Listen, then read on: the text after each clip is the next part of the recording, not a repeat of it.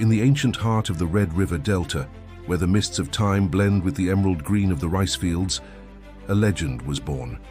This was a land of peace and harmony, where farmers worked under the soft morning sun, unaware that their world was about to change forever. Deep within the village of Gióng lived a kind and virtuous woman. One day, while walking through the fields, she discovered something extraordinary. A giant footprint, glowing with an ethereal light, lay pressed into the earth. Compelled by a mysterious force, she stepped into the mark. In that moment, a spark of divinity was ignited. Shortly after, she gave birth to a son, a child unlike any other in the kingdom. The boy was named Giong. But as the years passed, a strange silence filled their home. For 3 years, the child neither spoke nor smiled. While other children played and laughed, Giong remained still, as if waiting for a destiny that only he could foresee. But the peace of the land was shattered by a dark shadow from the north. The ruthless Yin invaders descended like a storm of fire. Villages were burned, and the cries of the innocent echoed through the mountains. The kingdom was on the brink of absolute destruction. Desperate, the king sent messengers across the land, searching for a hero with the strength to stand against the overwhelming darkness.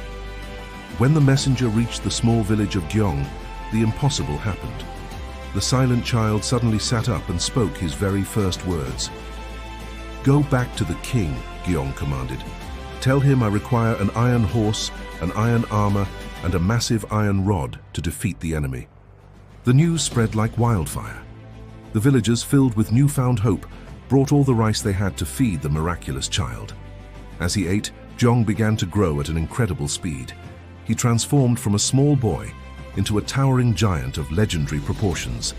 Across the kingdom, the finest blacksmiths worked night and day, their hammers striking iron to create the weapons Giong had requested.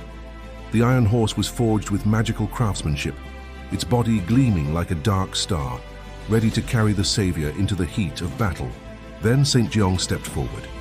He donned the heavy iron armor and took up the massive rod, appearing as a god of war.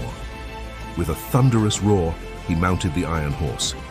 The mechanical beast came to life, breathing pillars of fire that scorched the earth. The ground trembled as they charged toward the front lines. Giong was no longer just a man. He was the spirit of a nation. He reached the battlefield where the invaders were laying waste to the land. Without hesitation, he plunged into the heart of the enemy army.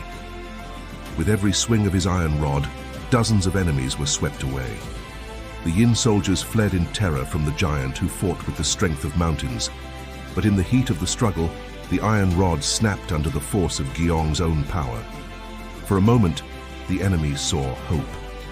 Undaunted, Giong reached out and uprooted entire groves of bamboo. He used the resilient stalks as new weapons to crush the remaining invaders. The invaders were utterly defeated, their ranks broken, and their courage gone. The land was finally free from the threat of tyranny.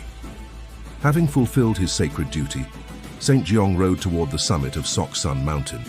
He did not seek reward or glory.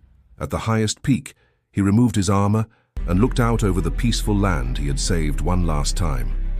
Then, in a burst of blinding golden light, he and his horse ascended into the heavens, leaving the mortal world behind.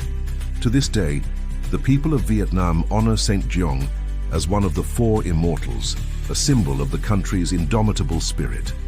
His legend lives on, reminding every generation that when the homeland is in danger, a hero will always rise.